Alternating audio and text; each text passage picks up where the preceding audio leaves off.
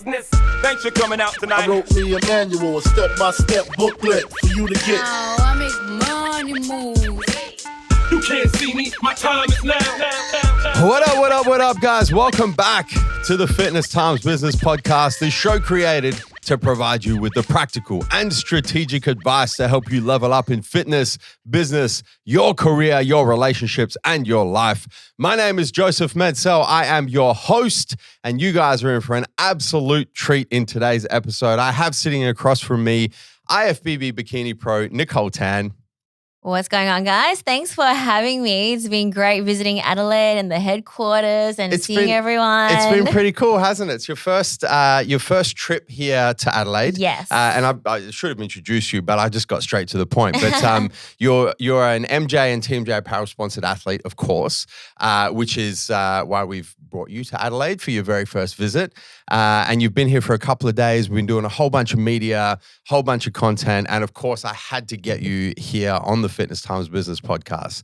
I'm super excited to have our chat today, and we have so much to get through. So I don't want to waste any time. And we're recording just before you need to get to the airport. So I want to make sure that we don't run over. But we're going to talk about a few things today. And this is why you guys are in for an absolute treat, the listeners and the viewers today, because I want to talk a little bit about your background. For those listeners who know of you, they would know of you as an IFBB Bikini Pro and an online coach and a posing coach and all of the things that you kind of are publicly known for in 2022. What a lot of them don't know is your origin story, how you went from Nicole Tan to the Nicole Tan and how that journey has kind of played out. So I want you to kind of talk to that a little bit and give the listeners and the viewers the Nicole Tan origin story. And then I know bits and pieces about your origin story, and I've got some deep diving questions that I want to ask you that I think the listeners are going to be able to extract a lot of practical and strategic advice to help them level up. In really, I think a lot of value is going to come out of this conversation from the fitness side of things, from the career development side of things, whether you run your own business, you don't run your own business, how to make those difficult decisions around what direction you want your career to go into, and then little bits and pieces around how to approach adversity, how to use difficult things as fuel rather than barriers. I'm excited to ask the questions, but I've done enough talking. Let's dive into the Nicole Tan origin story. Take us back. Awesome. So I guess I started my fitness journey when I saw a before and after photo of a girl on Instagram of her glute growth and development. And that was all that it took for me. I was like, cool, I'm going to the gym. I'm going to be growing my glutes. And that was like my one and only goal and priority at the time. I'm like, I wanted to be like nice, slim and lean with like big glutes. That's pretty much what I wanted. And then obviously at the time we went to a lot of music festivals and whatnot. Yeah. So my first ever like mock competition prep per se was for the, legendary Stereosonic. So Shred for stereo. Yeah, exactly. That was the first time I ever like kind of looked more into the nutritional side of things, learned about macros. Still didn't really quite know the best way of doing it, but I downloaded MyFitnessPal, did my bro science research online, and then kind of like prepped myself for Stereosonic. Yeah. I was pretty stoked with myself and really enjoyed the whole process and everything. And then later on, my husband, Jeremy, started doing competitions. And so obviously I went with him to his first competition. He did really well. But more than that, I also saw all the other girls competing as well. Obviously I was there to watch him. But then when I saw the girls competing, and also I knew of quite a lot of girls who went to my gym who was competing, it kind of sparked just an interest in me and like wanting to give it a go and see what it's like. Did you come from like a sporting background at all? Or like what was your, because a lot of athletes that are attracted to the different divisions in the sport of bodybuilding have come from some sort of sporting background or some sort of performance background, or, something that appeals to either the physical side of the sport, the weightlifting and the cardio, or the performance side of the sport, being on stage and presenting artistically. Did you have any of those sort of backgrounds? So I was always very into being like active, I love fitness, and I love sport. I was just not good at it. So growing up, I tried literally everything. Like I played AFL, I did volleyball, like I did just anytime there was an opportunity to volunteer, because most girls, they were not really into playing sport and whatnot. And there was like a mixed team and they needed some girls to fill the spot. It was always me. It was always me wanting to give it a go. I wanted to be a part of everything. And I was just really bad. And then they're like, oh, we don't really want you part of the team, but we have no choice because no one else would do it.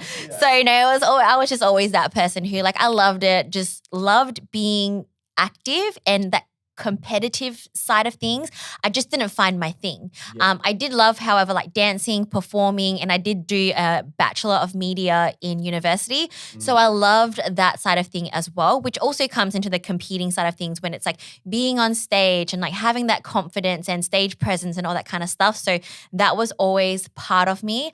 I just didn't know how to put my love for being active like into it. So that's how I found like bodybuilding, and I'm like, this is my thing. That's it. It was kind of like the perfect delta, I guess, of your different interests that you could really kind of pull on, different passions and bring them together in the same sport. That's very cool. 100%. So, so then I decided to do my first bodybuilding show in 2015. At the time, I was still in uni. I think I was finishing off my master's in commerce, in accounting, actually. So that was like my last semester of uni. That was what I thought that like I wanted to do. I was still not quite sure, but I was giving this competing thing a go. So 2015 did my first comp in IMBA, which is now known as ICN.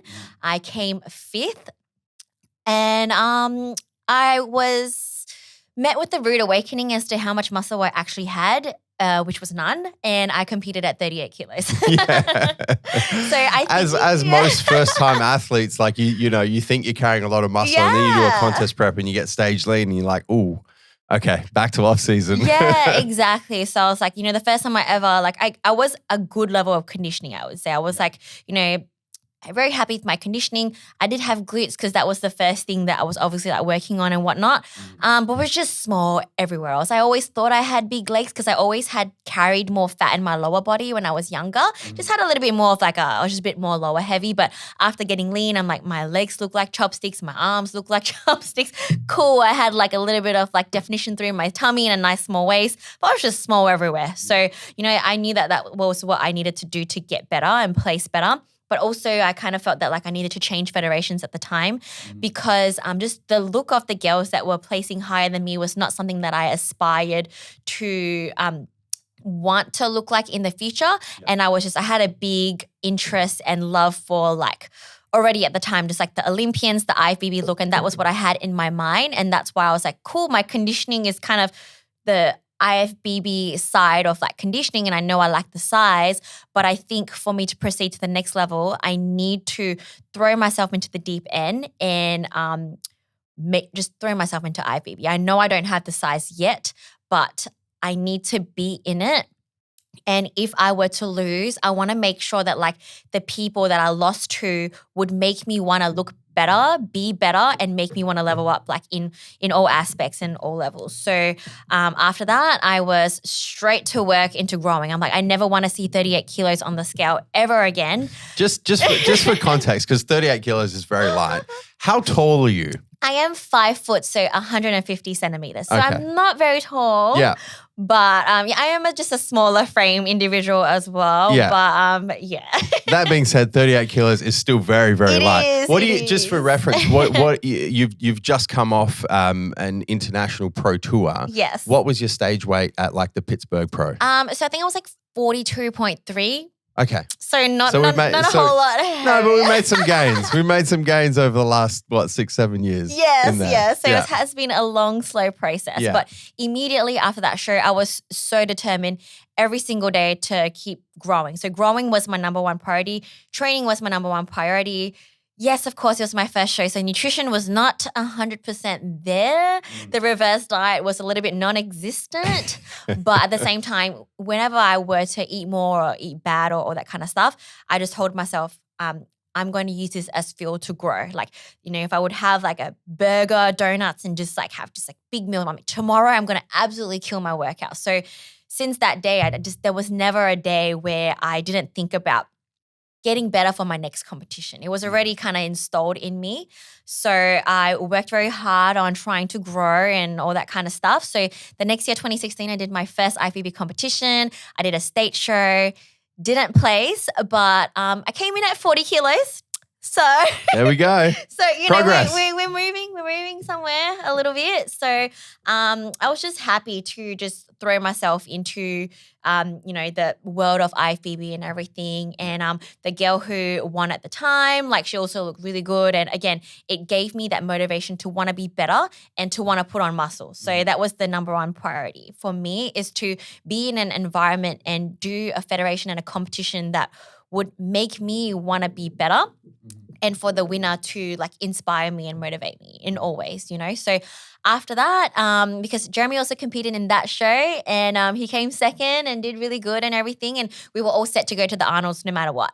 So even though I didn't place, we were all set to go to the Arnolds. The flights were booked. I was excited. It was the second Arnolds ever. I entered the novice category at the Arnolds. And I came fourth, which was really good because they placed top 6 at the time. So I came back with my first medal. I was stoked. I was in the first call out. It was great. And I was like super, super excited. And then Jeremy won his class and was in the running for an overall title. So that was super motivating for me to just watch that and whatnot. I was happy with my placing. And then at that time, like he really motivated me to be like, cool, next time I want to win as well. And like I can't wait for the day, like I'll be maybe one day fighting for my pro card. Maybe at the time I was still not sure as to how far I could take it, but that was still very motivating for me. And I wanted to be better. So it was in the back of your mind. Yeah, it kind of planted the seed, 100%. Yeah. So after that, we took the next season off again. I knew I needed to get bigger. So again, like conditioning and whatnot was all there. Needed to get bigger. So back on the bandwagon of trying to grow muscle. And then the following year did the state show, and I came second in the intermediate and the open division. So that was my first placing in an open division. So I was super happy coming second. And then that state show, Jeremy won the overall title. So just always just that, a little bit better. So I was like, cool, maybe one day I want to win an overall title too, Yeah. So it was just always like, again, super motivating. And then we both went to the Arnolds after that. And then I got my worst placing ever. So I came 9th at the Arnolds in the open division this time. So obviously it was different from the novice. Came 9th, and a lot of the girls who competed in that show were girls that I looked up to for a long, long time, and they all had a lot of muscles. So I was just again, I've spent so much time trying to put on more muscle and I'm still too small. So, but that's fine. We'll just keep working on it. So went back to work again, and then decided to come back that same year in season B. And I did the state show and I came second again. And at that point, I was feeling a little bit defeated and burnt out. Everything up to that point, I was like motivated to get better and everything. And that was the first time I felt a little bit just a little bit defeated at the point. And I was initially considering doing the nationals after that, but I just decided not to. It was a mixture of me feeling a little bit tired for pushing, and I'm just like, came second 3 times already. I just really want to win now. But also at the time that IFBB was going through something, it was not quite the split yet, but the judging was becoming a little bit not in line with what was happening in the US and all that kind of stuff. So I was not happy with the placing, but also a bit confused as to why I didn't win and all that kind of stuff as well. So I was just a little bit lost at the time, didn't really know what I was doing.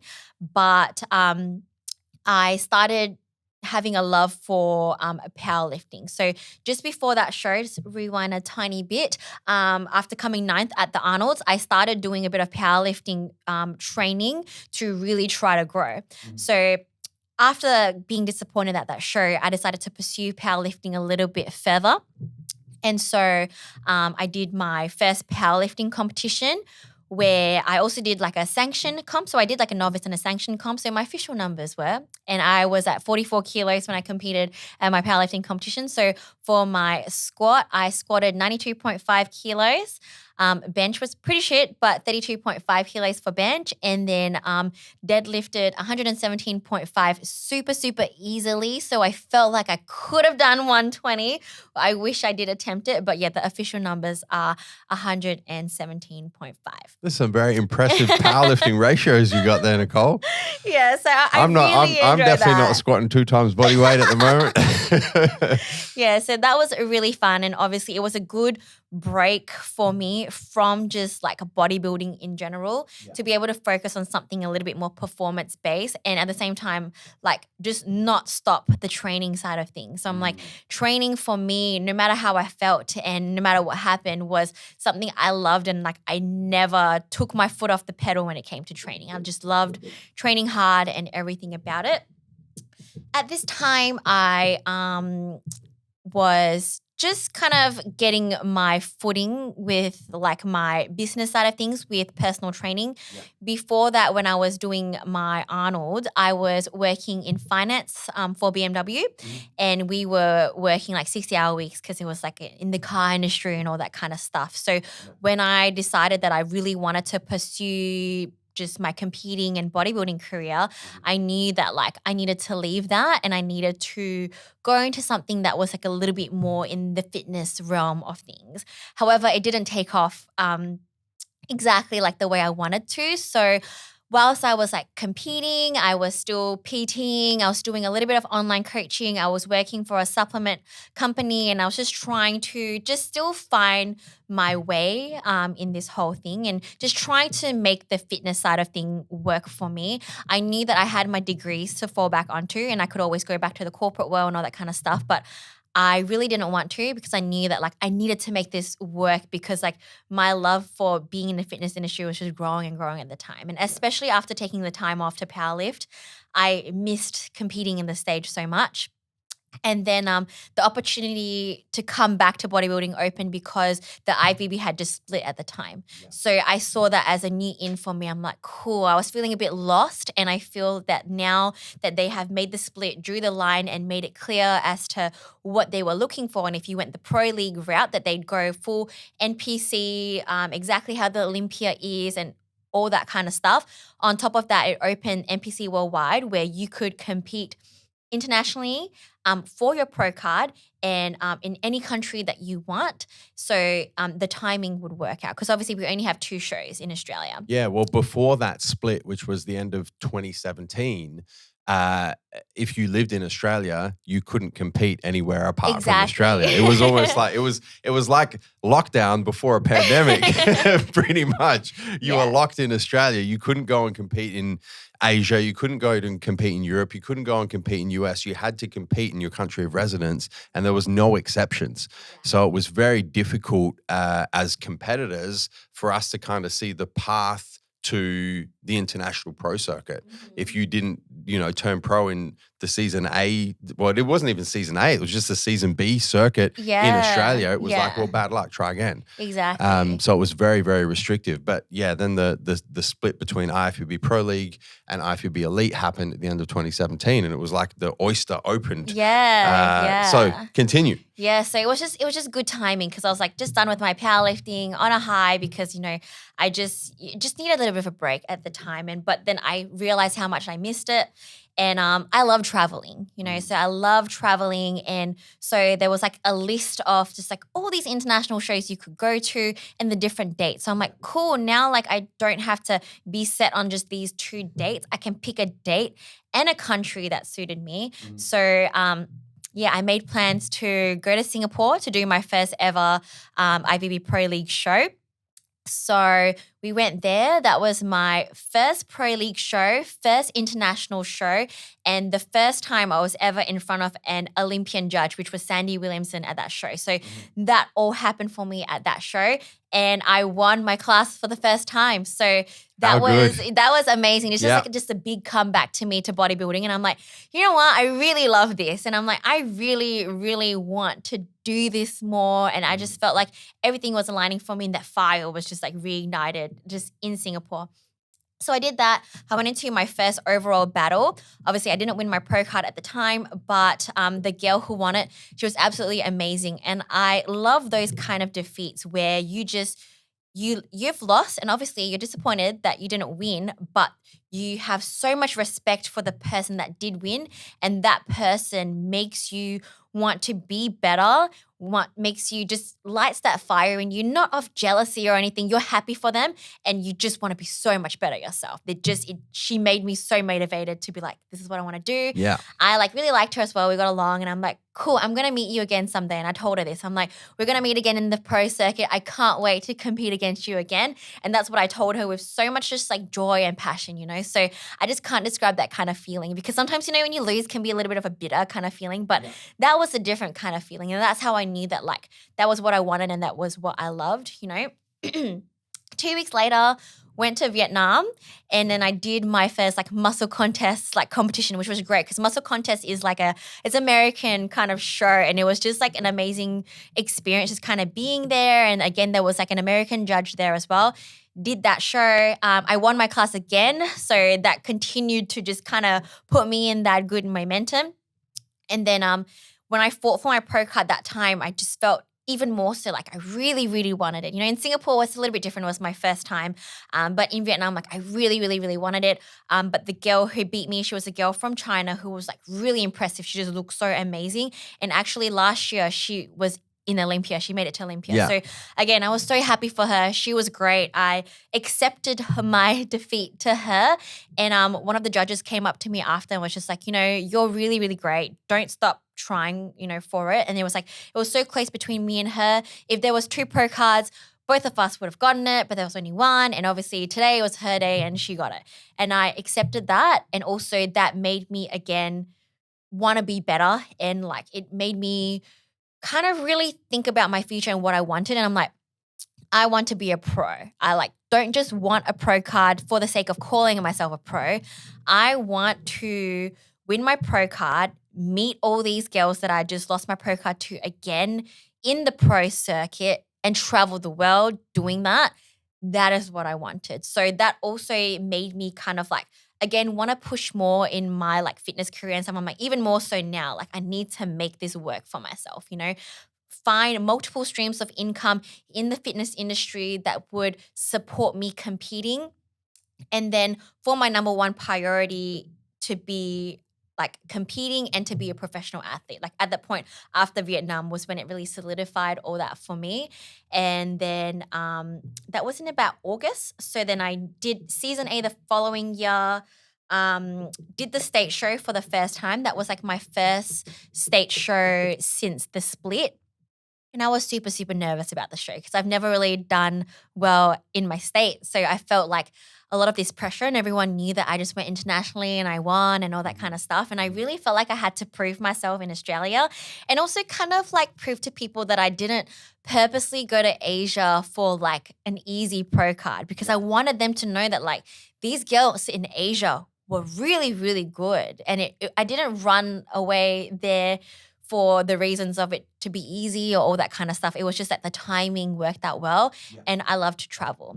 But I'm like, I need to earn my place in Australia now. So like it just, that was a lot of pressure on that show. Well, so, you'd placed second in the state show a couple of times up until this point as well, right? So it was kind of like, well, I need to win you know, now. it's time to take that first place trophy, Nicole. Exactly. Let's and do first this. place wasn't enough as well. I'm like, I needed to win overalls, you know? So I was like, I needed to win my class and then I needed to win overalls and then I need to go to Arnold's to win the pro card. Like that was like the plan because I'm like, I already won my class twice, you know, I need to win that overall now in my state and then go to Arnold's. So it was before I'm just going to hold the suspense for the listeners who don't know what happens at this show and at the Arnold's. What was happening in your business, your career at that time? because you say that, you know, Vietnam was really kind of what solidified the dream. And at that point you were like, okay, I need to make sure that all the different areas of my life kind of align with what I know I want to do at this point. So what was happening in your business and your career at that point as well? Yep. So I was still spinning all the plates. Like I was still doing my PT. I was still trying to do online coaching. So online coaching hasn't quite taken off for me at that point. But I was like working hard at the whole PT side of things. So that was obviously really, really hard being a PT with the split shift and the hours. So I started to realize as well, I'm like, it's a bit hard to do the competing and also too much face-to-face PT, but that was like my main bread and butter. Yeah. And so that was what I had to do. So the 5 a.m. starts and then like the midday breaks, coming back at 5 p.m., you know, working through till 7:30 or whatever, and then like working everything around it. And then like also like on the weekends and stuff, I would work like a 9 to 6 at a sub store, and just like I did everything I could to again make this whole fitness thing work. And again, I was also pushing my social media. So I was trying to set up everything for like my pro career as an athlete, you know. It was not quite happening yet. My social media grew very, very, very, very slowly. And then I started my YouTube channel after I won the state title. Okay. Yeah. So you won the state title. Won the state title. Won the overall. I was so happy. I think that was like the happiest I've been like in my whole career to be able to do that in the state like that I was from. So did that and then started my YouTube channel literally then to document my journey, because I think deep down I kind of felt like this is my time and I'm going to start like documenting it now, because like I feel like going to be a happy ending to this little series here. So I started vlogging like my last 5 days leading up to the Arnold. Obviously went to the Arnold. I won my class and then I won my pro card at the Arnold. So that was just like a great ending to my very long and hard amateur career. So when I won my pro card, I'd done 11 shows. So I was like, I did my time. I did my years. I paid your dues. Yes, exactly. I did everything I could to win this pro card. And I was so, so happy with that.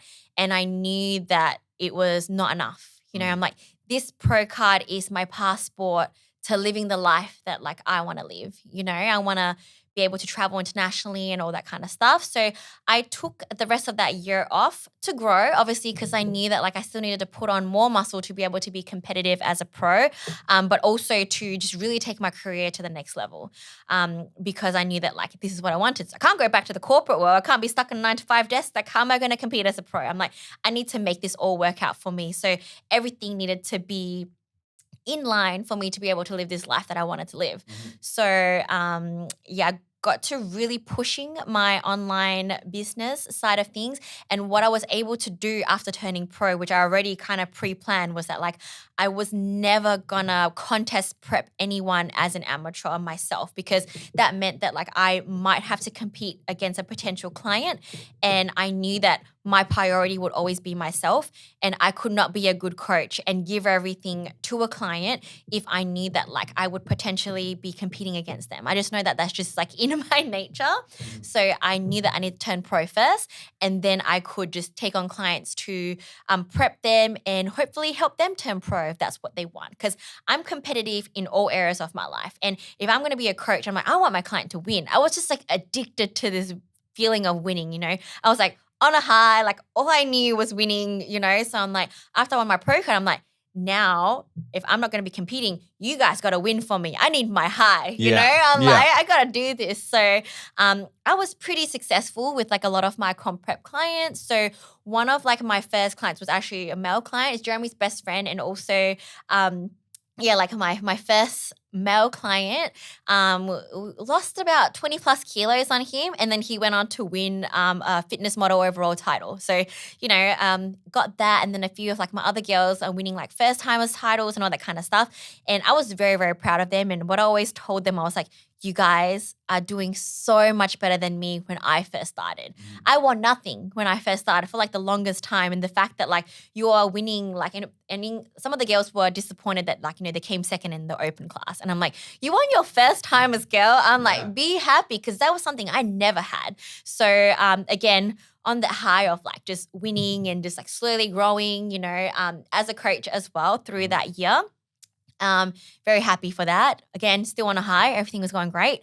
And I'm like, cool, 2020 is going to be my year to focus back on me again. It was great to focus on clients and career and get that high through them. And I'm like, my turn now. I want to get back to me. Yeah. So 2020, I was going to pro debut at the Arnold, going to stand next to all these Olympians. It was going to be great. It was going to be a whole like meet and greet experience. Someone was going to pick me up from the airport. It was just going to be this whole just life and vision I envisioned for myself.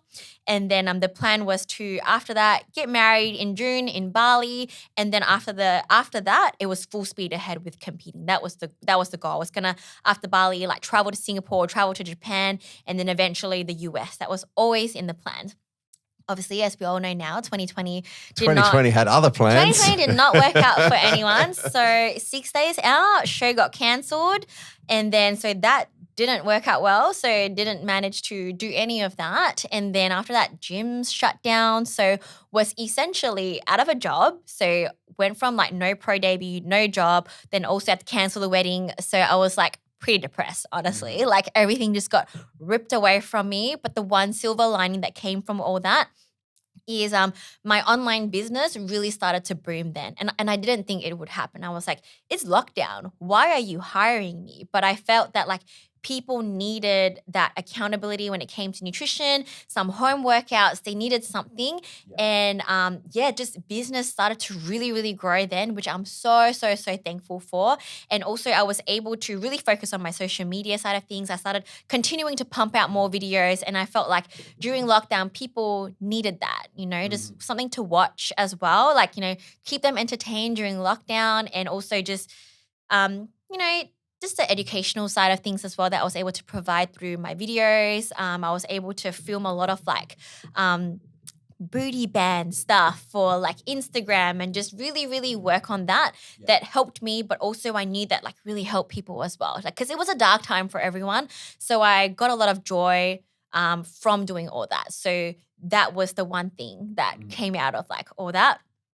And I was still determined to compete. I was like, cool, season B, I'm still competing. This lockdown is temporary. This is not going to go on for long. So remember when they said two weeks to flatten the curve? Yes. Then it was 2 months to flatten the curve? Yeah. And then it was 2 years later. So I was feeling very positive still at the time. Yeah. And then they announced the season B show, and I was fully prepping for that, and still determined to even travel internationally and continue competing at the time. So all that got cancelled, and obviously then I started to feel a little bit defeated. I was like, okay, well, now 2 of my shows got cancelled. Yeah. I'm going to take this time now to focus on a different aspect of my life, which is, spending more time with friends, family, Jeremy, and because I always competed in season A, which meant there was no summer for me. There was no Christmas. There was no New Year's Eve. There was none of that, which I was always happy to give up.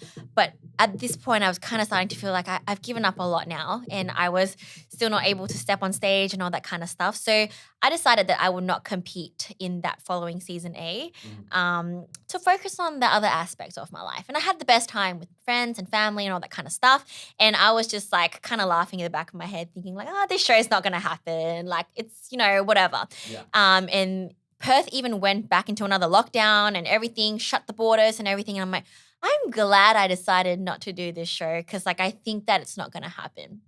And then it happened. And then I experienced a different kind of like just like sadness. And it was like a FOMO kind of feeling. I'm like, damn it, I should have pushed through. I'm like, I was so strong to this point. Why did I just not do this show? So there was like part of me that really felt regret for not doing that show, and it was just a different kind of feeling altogether. I'm like, it's sadness when you prep and the show doesn't happen, and then a different kind of sadness when you chose to not prep for a show and the show ended up going through. So I'm like, 100%. No matter what, season B, come rain or shine, I'm going to compete. I'm going to prep, and I'm going to push through to the very end. So I was full speed ahead. I was going to do the season B Australia show And I was going to New Zealand as well. I was like, one is not enough. Got to do two. Got to have a backup plan. At that time, New Zealand was all good, 0 cases, Perth to New Zealand, all open.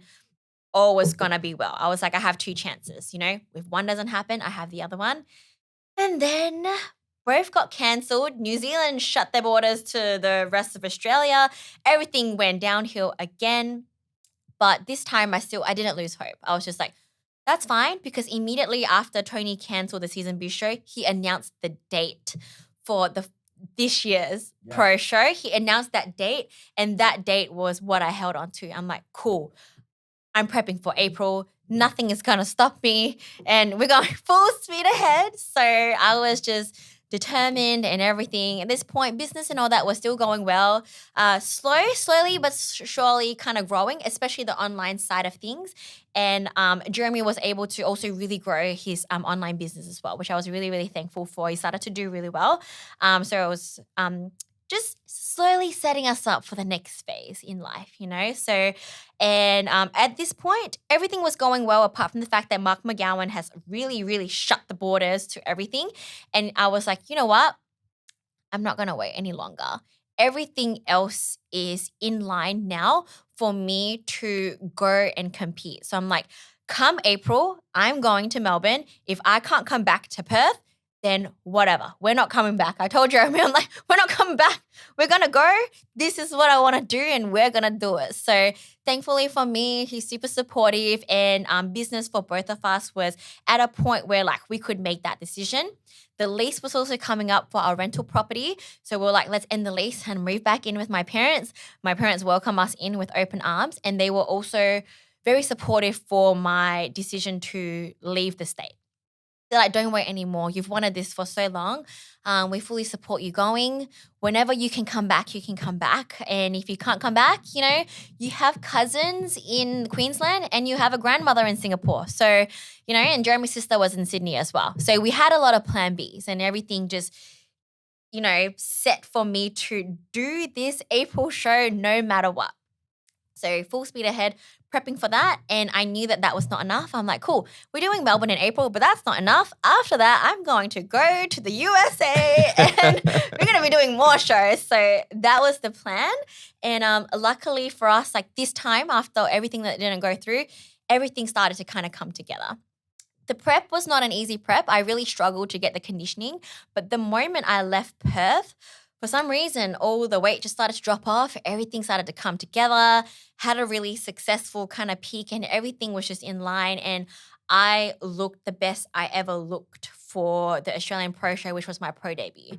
And I felt that was your pro debut is something really special and big. So I was just really happy with how everything came together then.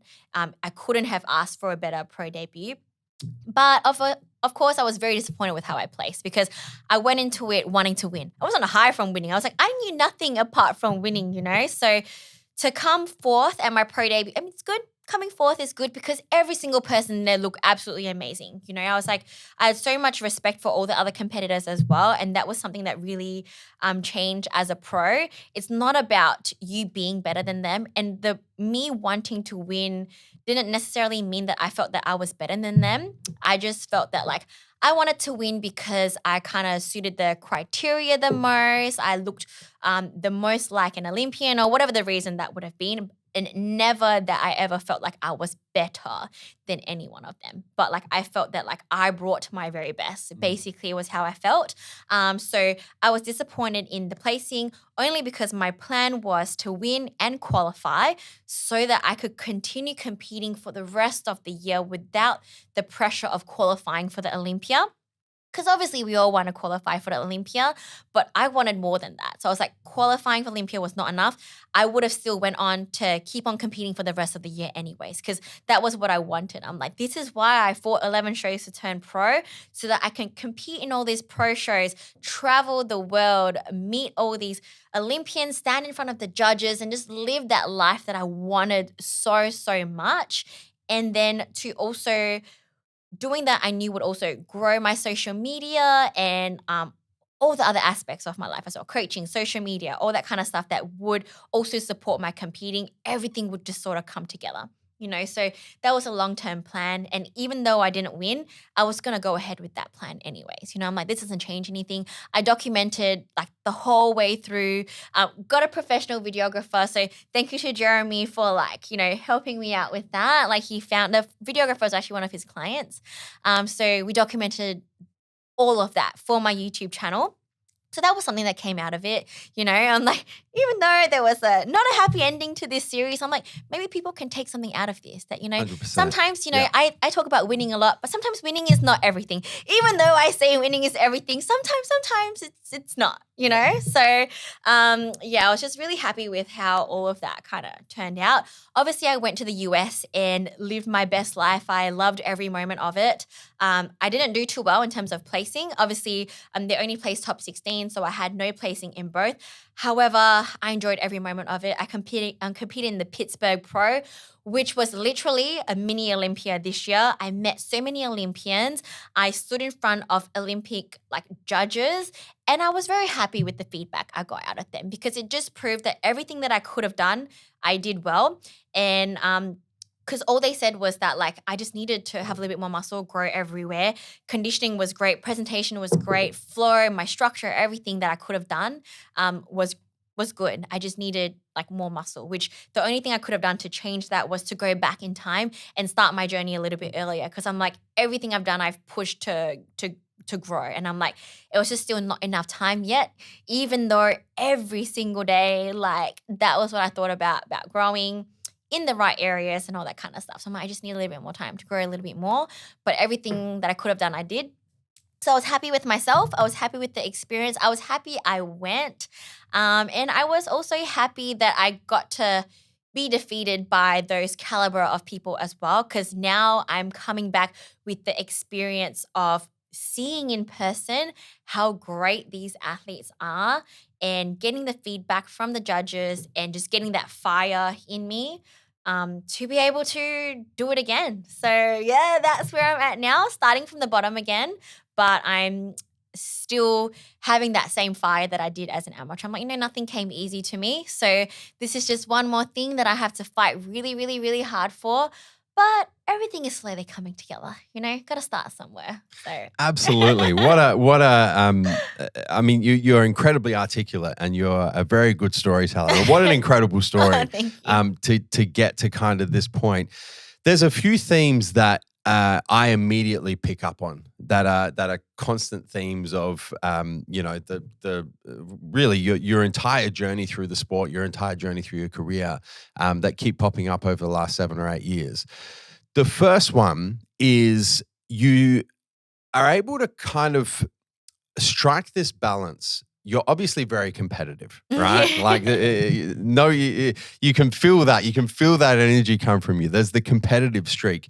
But you're able to strike this balance between seeking inspiration from other people's success rather than being so competitive that you look at other people's success as kind of coming out of your pocket. How do you, from a mindset perspective, how do you get that balance? Because I see a lot of the time, it goes one of two directions, right? It's either you seek a lot of inspiration from other people's success and you're like, oh, they're amazing. They're so good.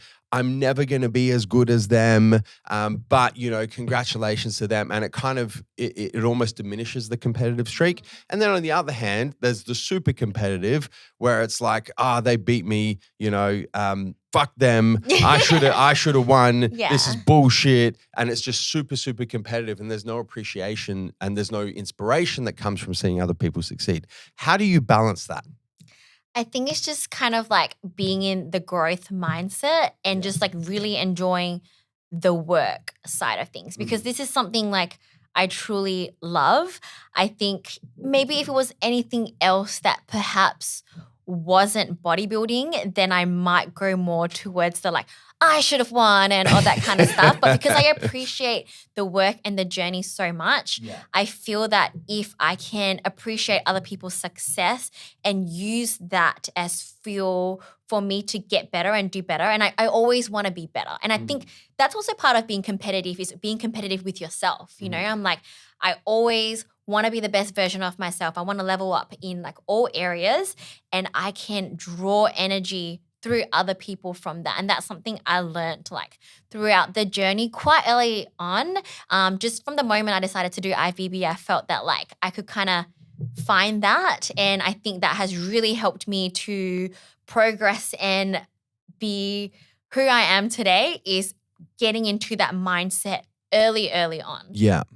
It's one of the, it's interesting that you mentioned growth mindset, because it really is one of the fundamental pieces of growth mindset, is to understand that other people's success is not coming out of your pocket, that there is an infinite amount of success and you can have as much of it as you want. And so can that person who you compete against, and so can that person who you compare yourself to. There's an infinite amount, and you can take it, they can take it, and it's not coming out of some finite well that you're all drawing from, and it's a competition to see who can get the last bucket out of there. Other people's success does not come out of your pocket. So it's such an important piece of growth mindset. Do you struggle with comparison? Yes. I have a very big muscle dysmorphia. So seeing myself at 38 kilos and all that, and then like when I came ninth at the Arnolds, it's like a lot of like, I guess, the PTSD that has hit me throughout the years. And I've always been a smaller competitor in terms of my height, my structure, my weight, just everything about me. Like I'm just small. You know, people meet me in real life, they're like, oh my God, you are so much smaller than what I thought you were, you know? So not in a bad way or anything, but I've always just like felt small. Especially every time like coming into a prep and getting leaner and stuff. And I'm like, cool, it's really great to be shredded and see these veins and like all that kind of stuff. But I'm like, then there's this side of you that like comes in and you're like, oh, you don't have enough muscle. You're small. Look at all these other girls. And like, honestly, at the Australian Pro Show backstage, that did kind of hit me again, like seeing how much more muscle all these other girls had. And yes, they were also very much taller than me. We do have other shorter, smaller structure pros. However, they were not at that show. So everyone who showed up to that show just made me feel so small. So that comparison side of things like does kind of like get to me a little bit. I always feel small, and I always just like compare myself to my old self and just kind of be like, have I made gains? And just really question myself. Have I grown? Because I spent every single day like wanting to grow. And like I said, no matter what I did, and even to the point where I go out to party and I drink, which I do enjoy from time to time, I will not train on that day because I know that alcohol does affect your muscle recovery. And so because I make the conscious decision to drink that day, and I will never drink unless like I pre-plan it. All my drinking and partying has to be pre-planned. We can't just kind of like decide on a whim, like, oh, we're going to party tonight. I'll be like, I'm not going to drink because I trained legs this morning and then I'm not going to recover or whatever. So I'm like, I dedicated like literally every day of my life to grow. I am afraid that I haven't made gains. So I do compare myself to my old self and feel small. And then I compare myself to like other people and feel small as well. So that's kind of like something that I do struggle with like quite a lot and still struggle with. But, we all struggle with something that we kind of have to. It's one of the things, one of Theodore Roosevelt's famous quotes is comparison is the thief of joy. And it's something that I struggle with a lot. Mainly in the business realm, like if I find myself, because I seek inspiration from the success of other people as well. But there is a point where it spills over into comparison, right? It's like, well, how come I'm like not at that level? Or, when they were my age, they had achieved this much and I'm not quite there yet. And it can really start to steal a lot of the joy that you experience in the process of pursuing your dreams. I think one of the things that you said there that's a super important takeaway is if you find yourself in a position where you are comparing yourself to other people, right, and that comparison starts stealing your joy, you can go introspective and you can compare yourself to an older version of yourself, right? That's where the comparison should be made, because if you compare yourself, and like you mentioned, right, if you compare yourself 2022 Nicole to 2016 Nicole or 2017 Nicole or 2018 Nicole or a previous version of yourself, it can kind of cut through that, well, hold on a second. No, I have made a lot of progress, right? I am heading in the right direction because I'm a much better version of myself physically, emotionally, psychologically, professionally now than I was 12 months ago or 2 years ago or 3 years ago. So I think that that's a super important, you don't even know that you do that, right? It's a super important way of kind of spinning that comparison when you feel yourself being sucked into it and going, no, I'm not going to compare myself to other people. I'm going to compare myself to previous versions of myself. And that's going to allow me that distance to kind of go, no. I can be joyful, and it's not going to steal the joy away from this moment right now. You have a habit of throwing yourself in the deep end, right? You mentioned when you went from your very first show in 2015 in INBA, which is now ICN, to going, you know what? I know that I'm not going to do particularly well in the IFBB, but that's where I want to go. That's the deep end. Let me just throw myself in there and figure out how to swim. Right. And then more recently, in the last couple of weeks, you've gone, you know what? I'm just going to go to the US and I'm going to go and do one of the biggest pro shows, the Pittsburgh Pro. And I'm going to compete against the top athletes in the world. And you just have this habit of kind of going, you know what? It doesn't matter. I'm just going to do the hardest possible thing and figure out how to swim, figure out how to make it work. A lot of people shy away from doing the difficult thing. A lot of people shy away from jumping in the deep end because, you know what, first they want to put the little floaties on, right? And then they want to go on the shallow end and figure out how to do the proper swimming technique. And then they'll build up a little bit more and then a little bit more. And then when they're ready, which never happens, but when they're ready, they'll go and throw themselves in the deep end. From a mindset perspective, what's the driver? What's your internal dialogue that says, you know what, this is going to be really hard and I know I'm not ready for this yet, but I'm just going to go and do it anyway. And I've got the confidence in myself that I'll be able to figure it out along the way. There's a lot of things I think about. So the first thing that comes to mind is that if not now, when? You know, and also another thing for me is like time is so precious. The only thing I ever regret about my whole fitness journey is that I didn't start earlier. You know, I'm like, I wish if I could go back in time, I would start so much earlier and I could be so much further you know, along by now. And then the whole COVID thing and the losing 2 years, you know, that really also made me feel so much more. And the whole just kind of like, life is short, if not now, when, you know, and you'll never feel ready. Just all these quotes, you know. Nicole, like, you're preaching. You are preaching. Hey, listen, one of my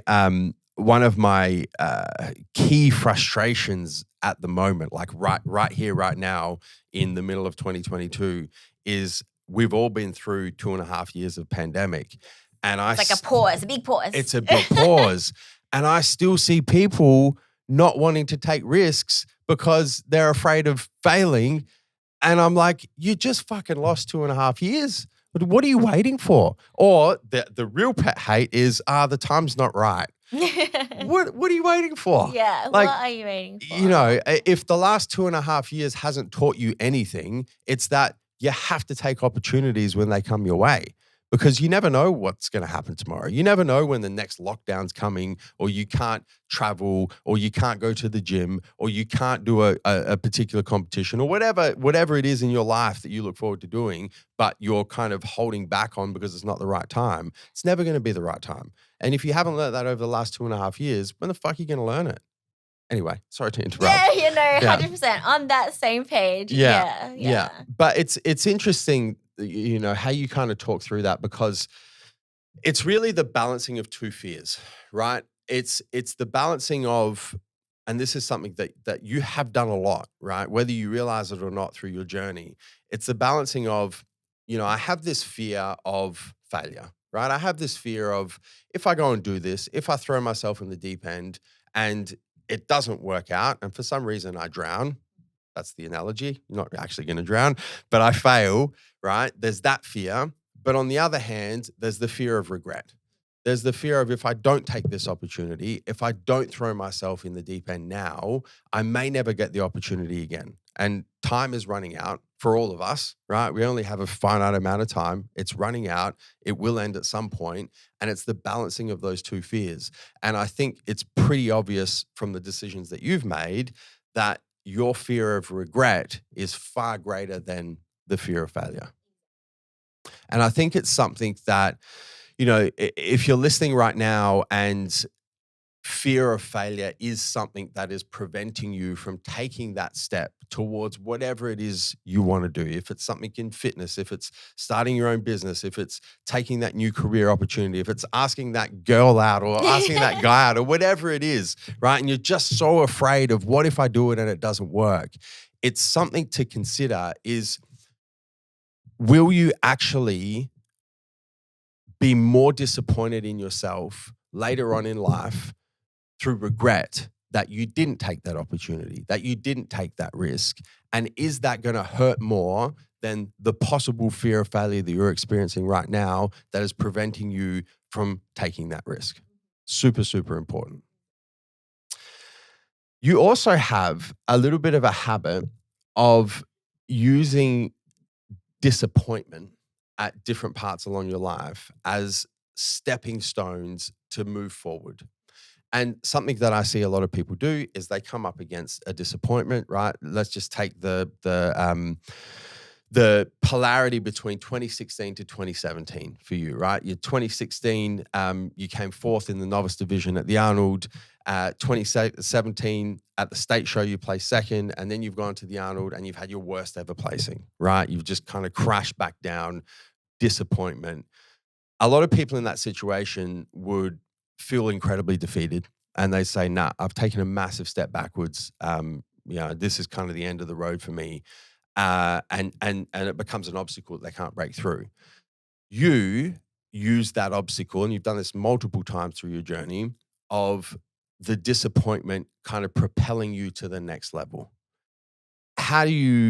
What's your internal thinking around that, around using disappointments to go, no, you know what? That's an obstacle, but I'm actually going to use that obstacle as the path to get better and improve and come back and take another step.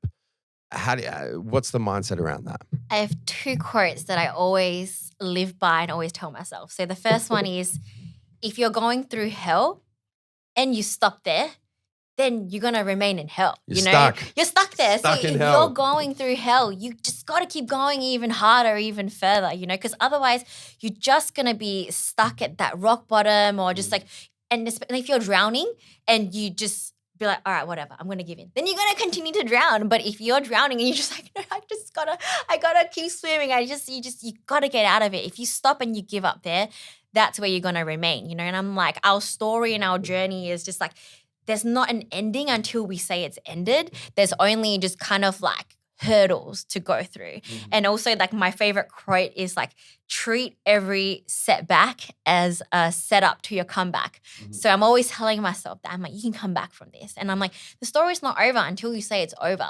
So if you stop here, then that's where the story ends and it's a bad ending. Mm-hmm. But if you keep going and then eventually something comes out of it, like maybe a success of this or something else, you just kind of keep going. You never know where it's gonna end up. Yeah. Then there will be that happy ending that you're kind of going towards, And I kind of feel like your failures or whatever you may call it, the bumps in the road, a lot of good can come out of it because you can learn from it.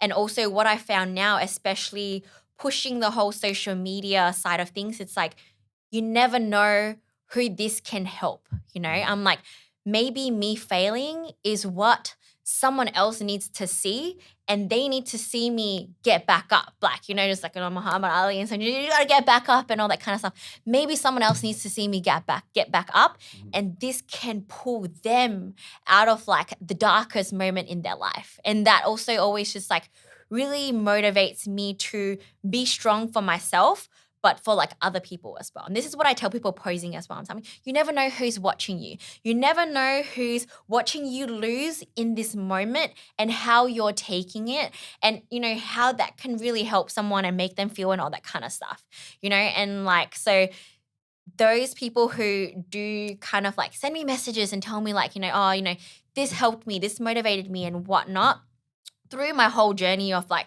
failing, and I have failed a lot, each time that happens, it helps me to be able to deal with the next failure even better and better. Because like I said, my whole journey through every single thing I've done in life has like just never been easy. It's always been a struggle, and it just gets better and easier. And again, being able to share this, talk about this with people has always made it better, because I'm like, you know what? If this doesn't work out, it'll be a great story. And it'll be, your stories will be boring if you just everything keeps going your way. I'm like, a movie, story, everything. You have to go through something to make it a good story. So I'm like, this is going to be a great story one day. So that's what I look at it as. And I was thinking about this through the whole pandemic. I'm like, imagine me telling my pro debut story one day when like I couldn't go to the gym, my shows got cancelled, chicken breasts got sold out, and I still continued through all that, So yeah, we just always think about it that way. Like I'm like, one day we're going to look back on all this and it's going to be worth it. So, Make one hell of a story. Yeah. But you're right. I really like the movie script analogy, because you think about every amazing movie that you've ever seen. It's always like a hero's journey type thing, right? There's ebbs and flows. You have to have darkness to appreciate the light. It's not all sunshine and rainbows shit. There's always a challenge. There's always an obstacle. There's always some difficulty or some failure that, the main character or the main characters have to go through to get to, the end point of the movie. You are very, very good at committing to the journey rather than focusing on the destination. And I think that that's kind of come through your competing. It's come through your business. And you're right. Like, in all areas of your life, it hasn't been a situation of, you know what, this is where I'm heading. The destination is where I'm heading. And like immediately you get there straight away, right?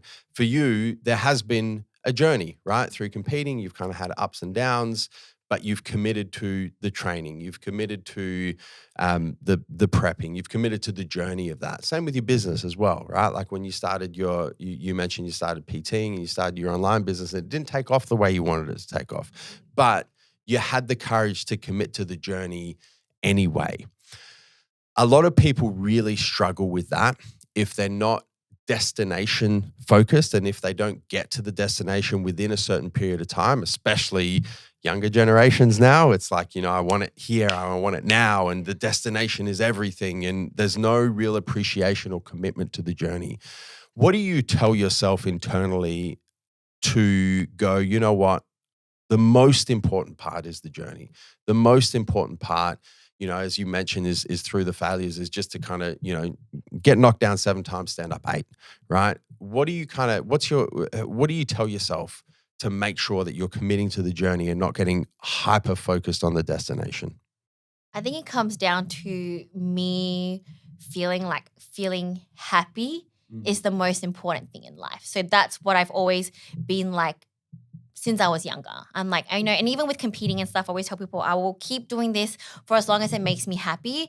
And the moment it doesn't, I'm not going to do it anymore. So that's another reason why it was easy for me to leave my job. Like I said, have degrees and all that kind of stuff. I'm like, the moment something does not make me happy anymore, I'm not going to go that route. And when it comes to, again, competing or just like business and whatever, every goal you get to, you're going to feel like that small moment of happiness, and you're going to think about the next thing. It does not last long.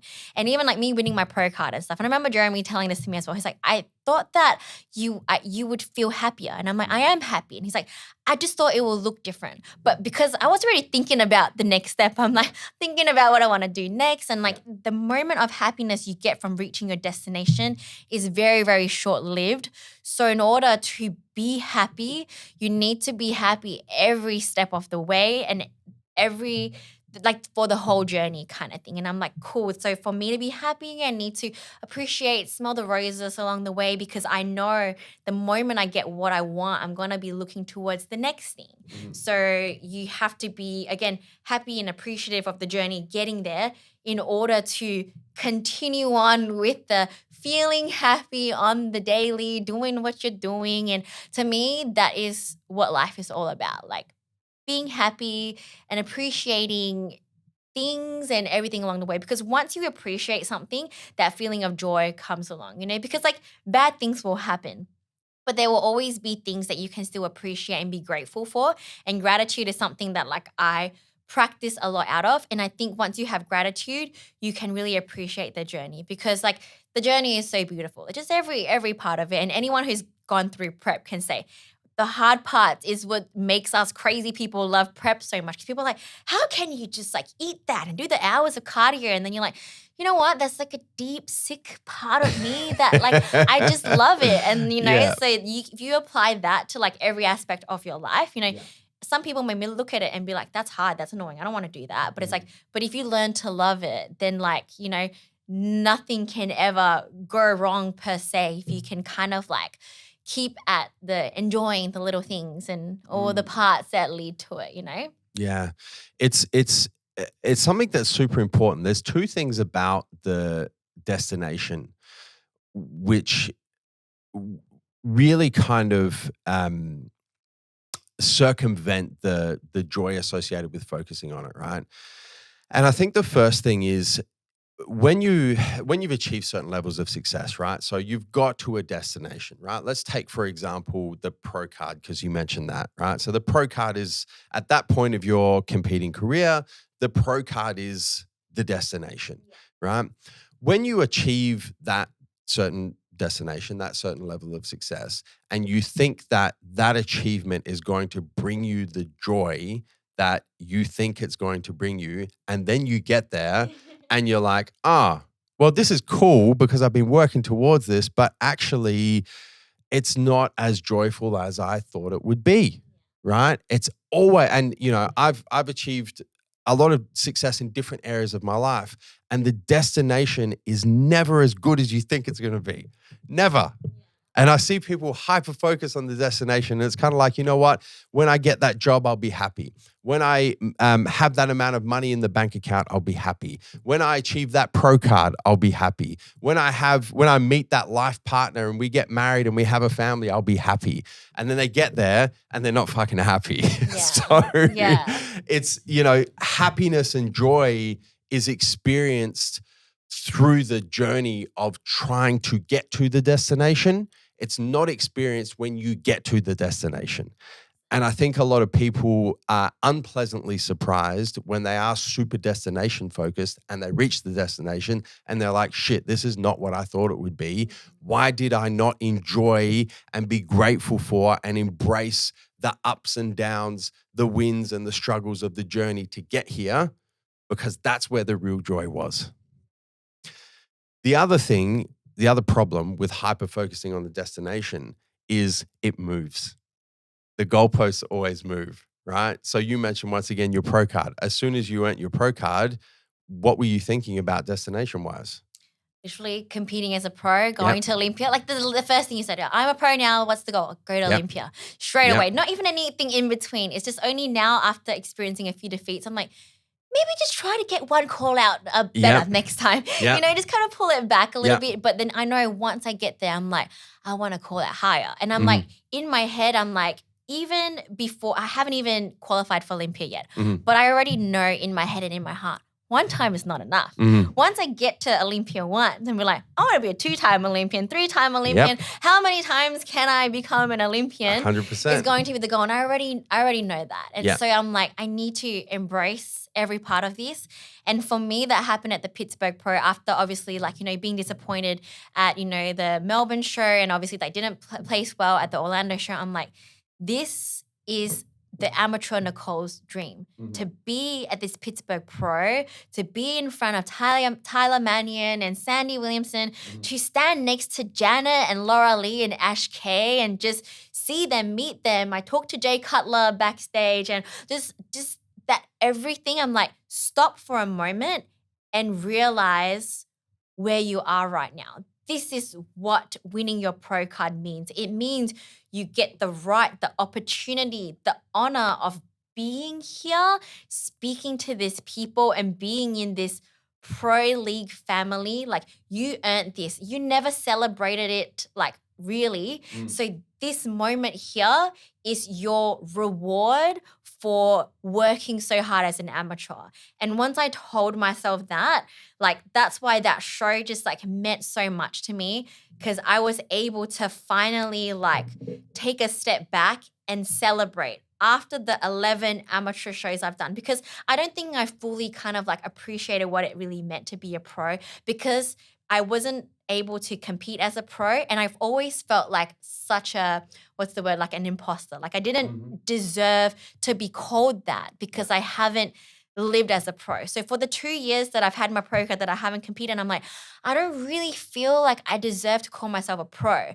But after traveling the world, flying 7 flights to get to Pittsburgh, I'm like, I deserve this now. Now I finally feel like I've deserve to call myself a pro. I'm a pro. Like, you know, I went to America. I stood on that stage. Like, I can proudly, like, I earned that title is what, like, I truly felt. Even though I earned it 2 years ago, I'm like, now I've earned it, you know? And I'm like, obviously, there's the next thing after that. But, like, that was when I was truly able to appreciate, like, everything. Yeah. It's very, very cool. Very cool.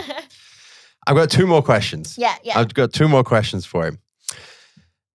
You have done a really good job of not just pursuing your dreams, right? It's obvious that you've done that, right?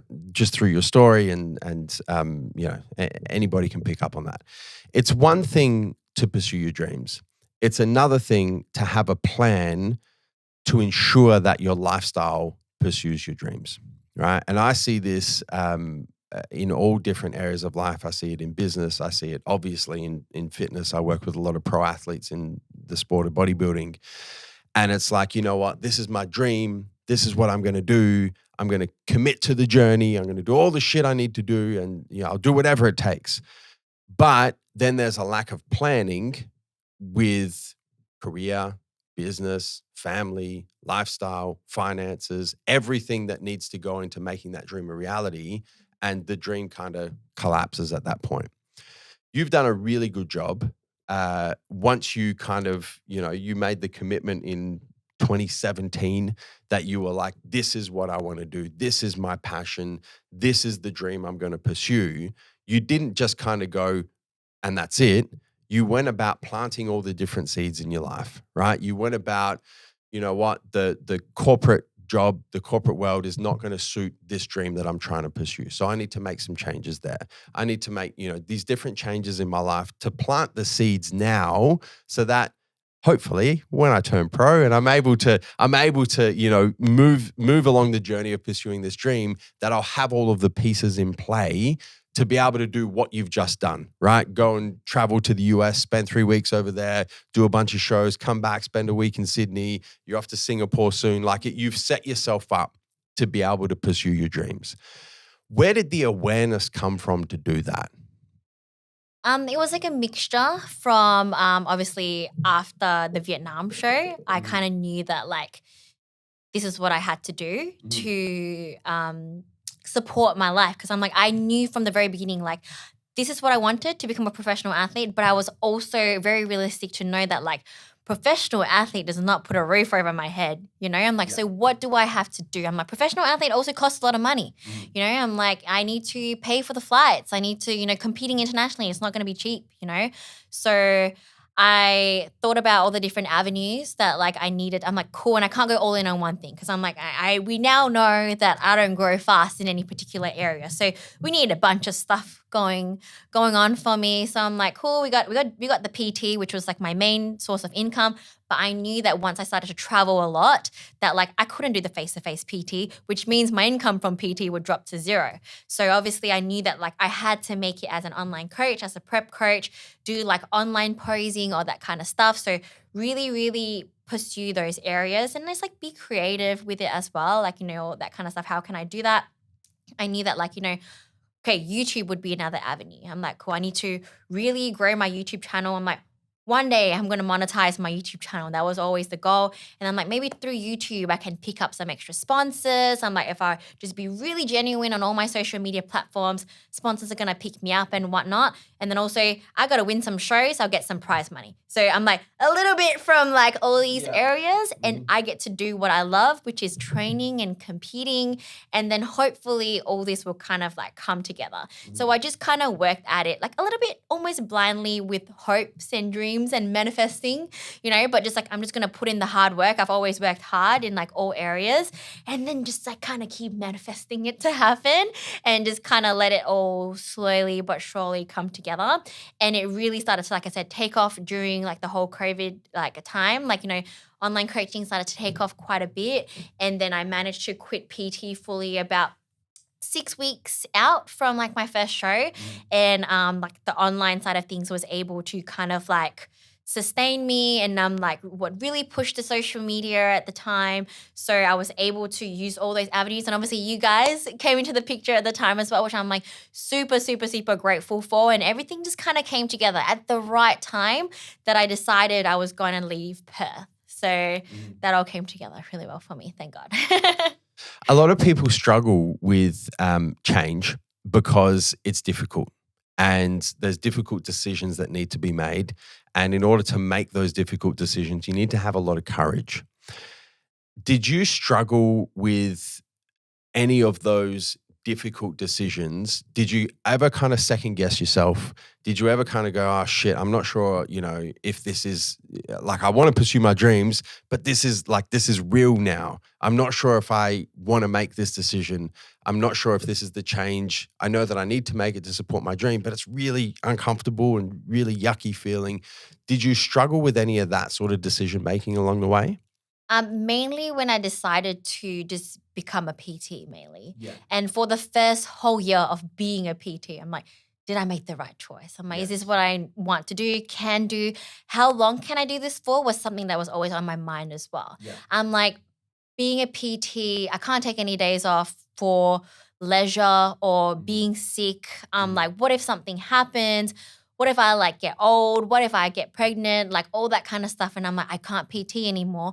The money is not going to roll in, and just like a lot of those fears. And I'm like, there's no superannuation when it comes to being a PT. There's no sick leave. And then it's just all that side of things that also come with like running your own business and being your own boss and all that kind of stuff, and not having like a proper kind of like, I guess, long-term business plan and all that kind of stuff. I had a lot of those fears initially, and then I just kind of like got a little bit smarter with things. And then just again, online, really just the internet, kind of like pretty life-changing. I'm like, the kind of things you can do with the internet, I was able to kind of know that, you can reach people all around the world with the internet, and all that kind of stuff. And there's so many ways to earn money through the internet, and right down to like, investing and just like cryptocurrency and all that kind of stuff, like, and just like social media and how much money you can earn from like social media itself just like was mind blowing at the time. Because at the time, like it wasn't really that big yet. And I'm like, PT is the stepping stone. It was not the be all end all of all that kind of stuff. So when I was able to look at the bigger picture of all that, then slowly my fears of like, was this the right choice to pretty much, it wasn't the choice to become a PT, it was a choice to not work for someone, basically, Yes. being your own boss. That's Run your own scary. business. Yes, exactly. So Yep. I'm like, the PT was part of the business. It was part of the Nicole Tan business. And then I started to add more pieces to it and then grow that a little bit more, grow myself as a brand. And then the final step was leaving the supplement company I was working for, because that was almost like a safety net a little bit. I was still kind of working for someone. And when I decided to leave that and I was like fully self-employed, that was a very, very scary feeling. But I'm like, now I fully work for myself. Yeah. Like, Now there's no safety net. I'm like, I don't know my boss. Like, So, but where did the courage come from to make those decisions? Firstly, to leave your full-time job to go and pursue PT, and then to take the safety net away? Where did the courage come from? How did you build up the courage to make those difficult decisions? Again, it's just like my habit of jumping into the deep end. There was no. It's a common theme here. There was nothing that kind of gave me security. I'm like, if not now, when? You know, just all those same things. And then just one day decided this is what I have to do. And then just kind of do it. A little bit of blind hope, you know, but just gotta, if not now, when kind of thing, you know? Yeah.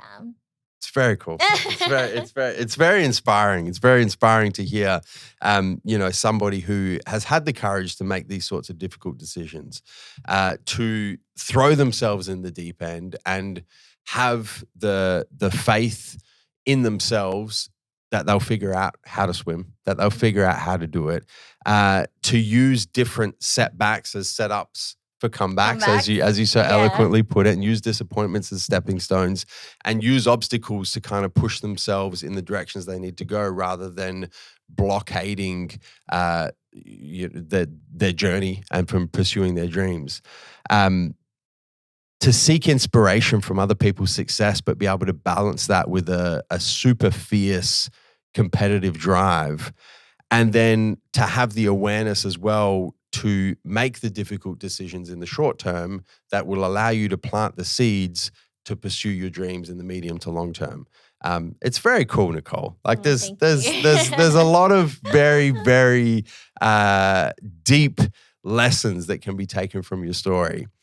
The last question I have for you, and I know all of the aspiring bikini athletes listening will eagerly be listening. If I didn't ask this question, they would be very disappointed at the end of the podcast. What's next for you as a pro bikini athlete? So again, continue to grow. I still need to put on more size on my frame, and I'm just going to keep pushing hard for that. One thing that all the pros have so graciously told me is to keep showing up as well. So I'm going to keep showing up, you know. I'm going to grow, of course, keep showing up to shows.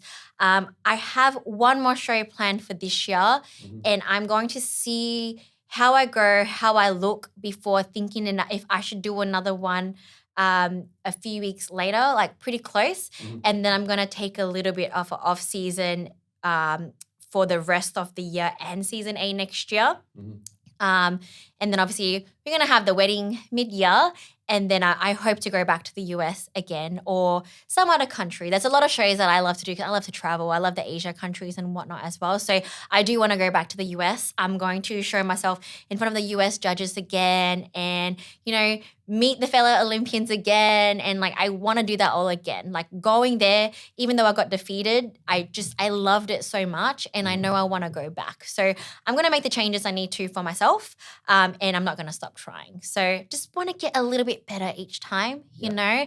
I still have the goal of going to Olympia more than once. So I'm still going to push hard for that. But I'm also realistic to know that, like, you know, muscle doesn't pile on overnight. I know it's going to take some time. And that's my only fear. Through this whole journey, I'm not scared of the work I need to do, the time I need to put in, the amount of money I need to pour in. I would do it. But I just hope it doesn't take too long. That's all. Well, you know, you have obviously the genetic potential. You have importantly set yourself up to be able to pursue these dreams of yours. And I think most importantly, and you know, I don't say this lightly because I have the privilege of working with a lot of pro athletes in this sport. And as you know me, I pick up on things people say and things, the way people act, and I can kind of dig into what I think's going on internally with them. And you definitely have the mindset that you need to take it all the way. So I'm super excited and super privileged to be able to be a part of your journey, because I think that you are really going to do some incredible things over the next few years and over as long as as long as your journey goes for. You know, I really very, very much look forward to seeing how it all plays out for you. I think it's going to be wonderful. Nicole, where can the listeners find you? So Instagram at the Nicole Tan. The Nicole Tan. Yep. Or on YouTube, you just have to search Nicole Tan IFBB Pro on YouTube. Mm-hmm. I am putting my heart and soul into my YouTube channel. So Your YouTube channel is amazing. Yeah, you know, and that's coming from someone who runs 3 YouTube channels, right? Yeah, So yeah. I'm very, very impressed. If you guys haven't watched any of Nicole's videos, you definitely just Google Nicole Tan Nicole Tan IFBB Pro IFBB or on Nicole Tan YouTube. Bikini. Any of those sorts of it'll terms come will up. come up. Yeah, and yeah. go and watch some of Nicole's videos because they're very, very good. And they're not all like bikini workout videos and what you generally expect. Like you do a whole lot of different sorts of videos on there as well. Yeah, So, I just love to entertain people, especially like when people say like this is what they watch when they're doing cardio. yeah. Then I'm like, cool, we got to make it 20 minutes long because Yeah. you're going to at least do cardio for Yeah. 20 minutes. Yeah. So let Yeah. me be there with you. So 100%. But yeah, those are the best places to find Nicole. Definitely go and watch her videos. Definitely give her a follow on Instagram. Nicole, it's been an absolute pleasure. We've gone a little bit longer than I wanted to, but I really wanted to dive into those questions because I think that the listeners have, been able to take inspiration from your story and really been able to take a lot of practical and strategic advice from the different elements of your story that seem to keep popping up, that seem to be recurring. And my one hope is that the listeners are able to take some of those lessons and apply them to their own lives to help them level up in fitness, business, career, relationships, and their life. Guys, the one thing we ask in return, if you have enjoyed this episode, if you've enjoyed listening to Nicole's story, if you've taken some practical and strategic advice, or if you've just, if this has made your cardio session go a bit quicker or your drive to work go a bit quicker, the one thing we ask in return is that you guys share the show. You can share it person to person next time you're with friends and family talking about podcasts you listen to or movies that you've seen. Drop the Fitness Times Business podcast in there. One of the cool ways that we really love seeing this show shared is to take a screenshot of whatever podcasting platform you're listening to right now, post it in your Instagram story and tag the both of us. So tag at the Nicole Tan, tag at Joseph Mencel. We'll see those tags and we'll repost as many of those as we possibly can. And we really appreciate you guys sharing this show if you have got some sort of value out of it. Nicole, it's been an absolute pleasure. Thank you so much for not just your time on this podcast, but for giving up your time at the end of this whirlwind world tour to come and spend some time with us here in Adelaide over the last couple of days. Very, very much appreciated. And we hope to have you back very soon. Awesome. Thanks so much for having me. And thanks everyone for watching and listening today. Guys, you could have been anywhere in the world right now, but you're here with us. We appreciate that. Until next time, we'll catch you on the flip side. Thank you so much for tuning into this episode of the Fitness Times Business Podcast. We hope you enjoyed listening. Be sure to subscribe on your favorite podcasting platform. And if you enjoyed this episode and took some value from it, make sure you share it with your friends, your family, and your followers. And if you haven't yet, be sure to leave us a 5-star rating.